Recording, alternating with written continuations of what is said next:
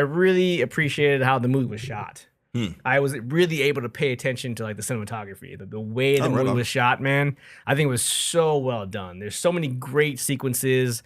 I think all of the I would even just notice things like with like when Josh Brolin opens the door. There's like a shot from underneath of his hand coming to the doorknob. Just things that change the perspective a little bit. Yeah, no, there's a great shot too in that dream sequence when he's getting ready to run out the door, and the camera like kind of zooms in on him as he's running. It looked very It looked crazy. You know, it looked very. I don't want to say surreal necessarily, but it was a great effect. It was a great effect. Exactly. And then even like with when the principal's chasing after Justine into the liquor store.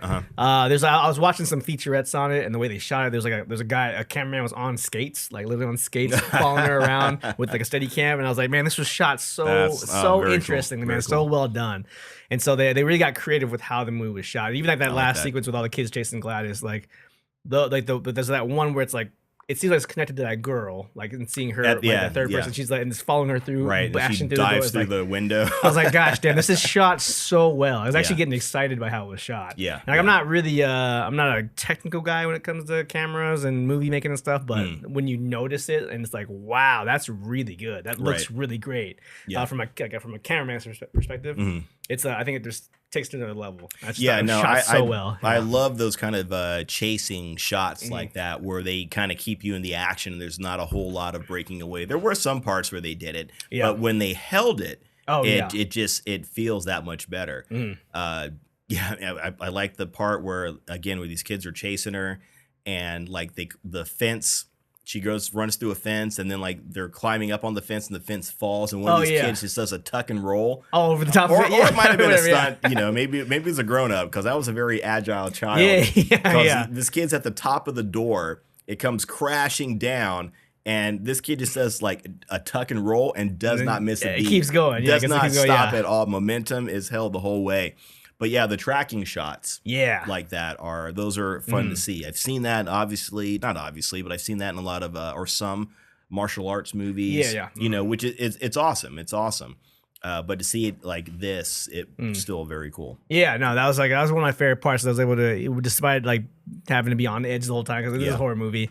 Also getting excited by how it was shot. I was like, man, this really transcends some of those kind of typical horror feelings you get out of a movie. Right. Yeah. Now you're watching like a piece of cinema. You know what I mean? You know you're watching like a kind of a piece of you know, not to, you know, I don't say like movie history kind of thing, but you know you're seeing something special. Exactly. Yeah. Exactly. Kind of a once in a defining thing of the generation, you know, the time when you appreciate it. Yeah. I did also, and what I really, the big thing I took away from the movie was that the movie, not necessarily, it didn't like, I wouldn't say it nailed a tone, but it nailed like a feeling. I don't know if that's the same thing, but like I felt like sad a lot of the movie. Like I imagine, I've watched a lot of like videos about this movie and that kind of stuff, and I imagine this is kind of what it feels like to go through something traumatic in a community involved with children, like example school shootings or those kind of things, losing a loved one, losing a young loved one. How do you recover from that, and how do you cope with that? And I think this movie made me feel those feelings, and like now I'm like, I don't ever want to have to deal with that, because like how do you deal with that? And it's like you try to find answers, and you try to rationalize things, and you try to find ways to cope with it.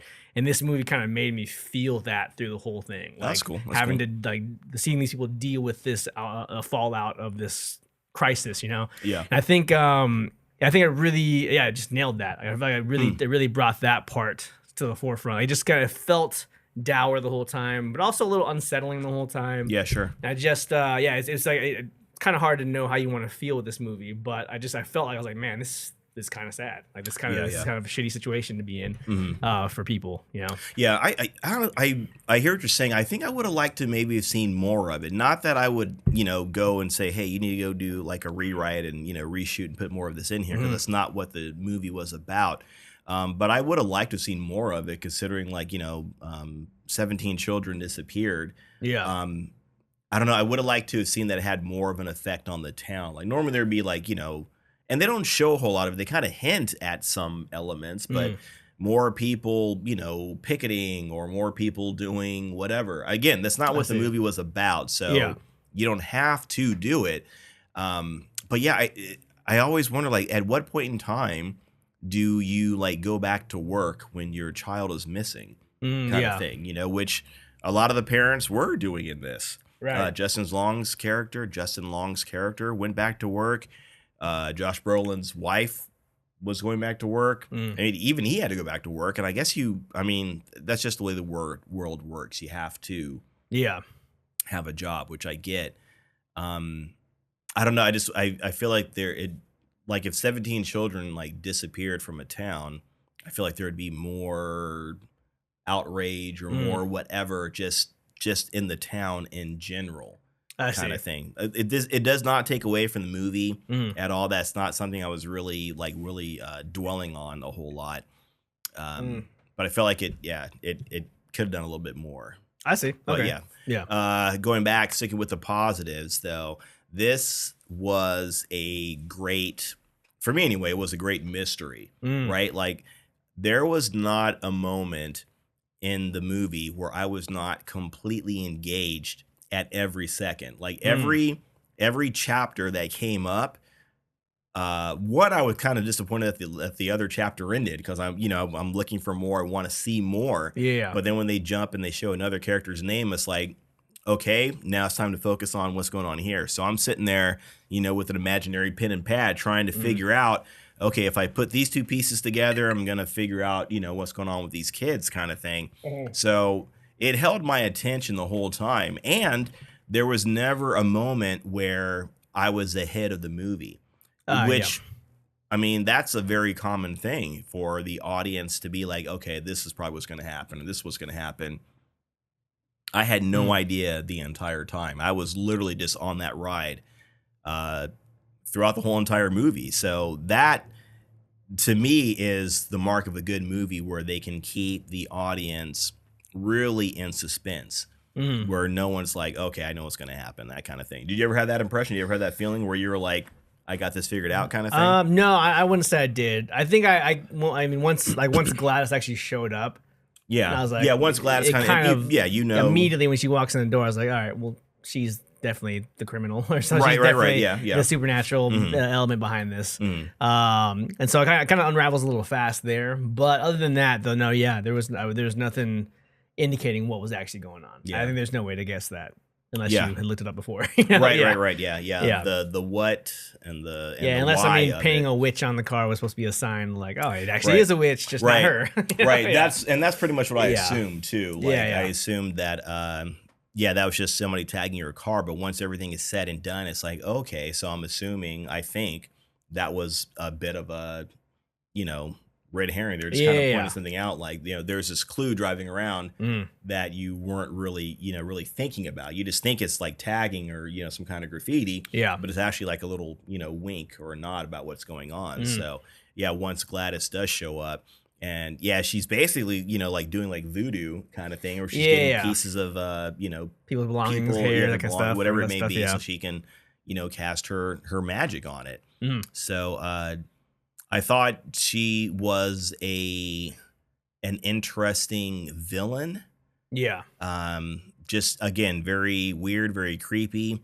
What her game plan was exactly, I don't know. I'm assuming. Well, she was talking about when she kind of, got a hold of the parents, so to speak. Yeah. That it's supposed to make her feel better. I guess she was really sick or really, exactly. Drain the life force, right? Or something. Yeah. Right? Well, look like I think, I don't know. Look like was she actually like cancerous or something? I don't know. Like, right. She was losing her hair and stuff. So I don't know if that, or some kind of witch disease or something. Right.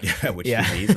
Or maybe she was really old. I mean, she has the line, and I feel like with a movie like this, they don't just have lines for no reason. Like she uses, when she's talking to the principal, she says they have a bout of consumption. Oh, which and he's like, that's something like on the Oregon Trail kind of thing, right? Yeah. Which that's basically what it is. It's tuberculosis. But showing us that says she's older for sure. Right. So she's older than we actually realize, which makes me think like, okay, so when she says she's the aunt of this family, or the sister, Yeah. or Well, she says whatever. she's the aunt or the sister first. Yeah. And then she's saying she's the aunt later, and then the kid's saying she's the grandma. So it's like all over the place. It's obviously it's obviously I think purposely done to that that she's not even involved with him at all. That she's somehow implanted. Right. Maybe. Yeah. For some reason, maybe she has some sort of ability to, something before, some sort of machinations with this family. Like if she ever needed to, she could, slip in there, because they do mention her a little bit, like from the past. Like, one, they say she never showed up at the wedding. Yeah. But it sounds like they have at least met her. Well, because they even said that they like, oh, we haven't seen her in 15 years. But then when like she actually shows up and speaks to Alex the first time, she's like, oh, I haven't seen you since you were a baby. So it's like inconsistencies. But I think it's done on, because there's so many of them that I think it's done on purpose. If I was unless he just was like, oh, well, I forgot about that. Yeah. I think it might have been some on purpose. Like just so there's somehow, but they don't explain how it happens, obviously. But somehow she was able to tap into some kind of memory that was maybe she's able to implant her own memories into them or something. I don't know. Yeah, I'm not sure. It's not really clear. But, I just kind of chalked it up to like maybe she meant like a picture, But like, but I see what you're saying though. I don't think, and also going back to what I said, I don't think there's any just kind of throwaway lines in a movie like this. So when she says that, maybe that's literally what she meant. It wasn't like, because like I'm thinking like, oh, maybe she meant a picture kind of thing, but she probably literally meant that. Like she literally saw him when he was a kid or something, maybe, or whatever. So I think, I thought it was a great bit of mystery. Yeah. So but it did seem like she was, and this is what one thing that I did. This is like one of the few things that I actually caught. Like, just I was like, I'm not an analytical person. I'm not very smart at breaking down movies that aren't just like first surface level. Yeah. But this the girl at the beginning does say they never came back, right? The kids never came back. And Gladys, I think she was like sucking the life force out of everybody that she was controlling, is what it seemed like. Because at the end nobody's better. Like the parents end up in a home because they can't function, and they looked they looked more zombie-esque. At the end, of it, and even when he was carrying a son, he was Josh Brolin was carrying Jonathan. Yeah, no, was it Jonathan? Matthew. He was carrying his son. His face is kind of blank still too. Right. Like so they never came out of it. Right. Because he saw him in the dream, his face was kind of blank, showing maybe he was already dead, and then the very last line is like, and some of them are even starting to talk again, which means they're never going to be the same, and they really technically never came back if you if you do the math on it. That's how I saw it. I don't know if that was what was meant to be said, but at the very end I was like, I don't understand that last line, and then the first line is they never came back, and I was like, oh, okay, maybe they never like mentally. They never came, mentally came back. Never gonna be the same again, kind of thing. Right. And I thought I was like, oh, that's kind of a profound moment if that's what he meant. Yeah. But I mean, I just kind of thought too, like maybe like the reason why they never came back. Getting into the reason is like maybe the spell was broken. Okay, yeah. Or the spell was never broken because like the witch, died, very unceremoniously, or I don't know, it was very ceremoniously, I suppose, but she never ended the spell, so maybe it kept going. She had to end it, kind of thing. I don't know. I'm completely making. I was even waiting for, because like how they had to end the spell, she'd have to drop it in water, right? Yeah. So like the kid, I don't know, did Alex ever drop the stick it back in water with those kids? Because those kids were still clearly not, right? Yeah, and that's kind of what I thought he was gonna do when he starts to say like, oh, let me, I'm gonna do what I saw her doing, kind of thing. So I thought that's what's gonna happen. He was gonna drop it in the water and wake up his parents, or maybe wake everybody up. But that did not happen. She didn't show it. She didn't show it happen. I wonder if would that have been a fix for everybody? Right. Or was it already too late because they had been under the spell for so long? Right. Yeah. It could be. Yeah. 100% could be either one. Maybe that's the case. Maybe there was no cure for the spell. Maybe, or that's just how it works out sometimes. Like if you don't figure out every single piece of it, like if you don't know that's how it's going to work or whatever, then you're not going to do it. Yeah. Right, exactly. So it's just an unanswered question that nobody knows the answer to. Really, yeah. Or they don't know to ask that question. Yeah. So, but it just seemed like it's not necessarily. I mean, they do find the kids, but it's not resolved in a sense. And the only one who has any of the answers really is Alex. He's the only one who really knows. Yeah, remotely what happened. He's supposedly living with a good aunt. Yeah, right. I hope that's the case. Yeah. Jeez. So did anybody really get any answers as to what happened? Like the kid did say that the police covered it up, and there's Yeah, you're yeah. gonna find any information about it, and maybe the parents got their kids back, but we never got an answer. They don't really know what happened. And Even now their kids Justine, who are- was so close to it, she doesn't really know. She got attacked. Right. She She got know. choked a lot. Yeah, she got choked quite a got bit. choked But a she lot. never really had an answer why, unless they spoke to Alex, right? Right, right. Yeah, so they kind of leave it open ended. Like you don't really know how it got resolved. Yeah. And it's kind of like again going back to the tragedy sense of everything, where you don't ever really get the answers. This was you actually were able to find the threat because it's a horror movie. It's a witch. You find the threat, and that's the answer. In real life, sometimes there's not really an answer. Exactly. And you're just dealing with the fallout. Exactly. And that's I think that's kind of how this ended up. Yeah. Yeah, which is I think is great. Yeah, it is. But yes, for a movie, that. it's a great ending. A great story. It's a very good ending because these are just a bunch of normal people. They weren't Ghostbusters. They weren't like Van Helsing. They weren't these people that knew the real truth. And nobody like showed up in the town later like, I know what's going on here. Kind of thing. It like happened in my town. Yeah, exactly. And I've been hunting this witch, forever and a day kind of thing. So yeah, if you don't have that sort of like sage, hunter out there, paranormal psychologist out there to try to help you, and you got to figure it out yourself, and you're kind of stuck. Exactly. Chances are you're not going to get all those answers. Right. And that's pretty much what happened. Exactly. That's yeah. pretty much what Definitely. happened. So, at anywho, you ready to rate this? Let's rate this thing, man. Okay, cool. I think overall, man, it's a very original concept. I don't watch a lot of horror movies, but for me, this is a very original concept. It's a very different type of horror movie than what I've known was horror. Sure. It feels more like the Jordan Peele side of things. Yeah. There's like a new genre, new age horror. New age horror. Yeah. That I'm actually kind of enjoying. I'm enjoying Jordan Peele stuff. I'm enjoying this movie. So as far as that goes, man, as far as the writing, the character development, the acting, story, that kind of stuff, I enjoyed a lot of that. Yeah. I even was okay with the creepy parts because like it does, it makes you feel creepy, and then the movie does something to you, hits your emotions, then it worked, Yeah.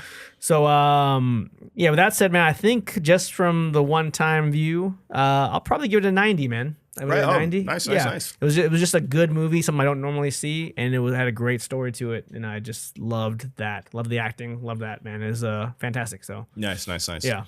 Drop what you're doing, man. Go see this in theaters, man. This is it's taking over the world right now, and for a good reason, because it is very different. It is very original. And I think, you should definitely go check it out if you have the chance to in theaters. Yeah, I will agree. I think it is a drop what you're doing. Like I said, the bad thing is how rewatchable it is. Yeah. I don't know. So it just might be one of those I'm going to call it a once in a lifetime kind of thing. But that's kind of what it is. With the score, I might go maybe up to like a 93 or a 94. Okay. I think because the first time I saw it, I was completely enamored with this movie. Like I said, I never got bored watching the movie. Again, like I said, watching it a second time, that's whatever. But I'm going to give it as much props as I can because of that first view, which hopefully that's, what you will go and do. So I might, I'm going to say I'll give it like a 94. Mm-hmm. Nice. Yeah. So high marks all around. High marks all around. We're starting to agree on movies a little bit more. No, that can't be right. We gotta start mixing it up now. I think. Yeah. This is I highly recommend this movie. Yeah. I think it's very, very good. Yeah. It's hands. Good. Good. No. Okay. I was gonna say this might. Don't you dare. This might be arguably because this has been a pretty interesting summer of movies. This might be the movie of the summer. That's exactly what I was gonna say. Right on. Yeah. Oh no, we really we literally got. We just started watching the movies we know we're gonna disagree on because you're getting a little too kosher here. The Raid. Let's watch it again. Let's watch The Raid again. Yeah. Definitely it's the best movie I've seen this summer. Yeah, originality of it is fantastic. The engagement of it is fantastic. Characters are great. The characters are great in it. These flawed, messed up characters, they're all very cool in it. So even more so than the superhero movies, this might be the movie of the summer. Oh, hands down. Yeah. I was thinking it might be between this so far and maybe Sinners because that had a lot of good buzz around. Was it summertime? That was summertime, huh? It was June, right? Yeah. Yeah. Oh, yeah. Okay. Sinners was also. Okay, I forgot that was the. So it might be between those two. Yeah. And then I don't know, maybe Superman and Fantastic Four for whatever reasons, movie of the summer, because you like them or you didn't like them. Yeah. Or you liked them so much, or you were so disappointed with them. Mm-hmm. Either way. But I think these two movies were are the ones that kind of seal the show. Yeah. And then like just like a dark horse out of nowhere, Weapons. Yeah. Just out of nowhere. Don't like the title, but yeah, great movies though. Yeah, cool, man, for sure.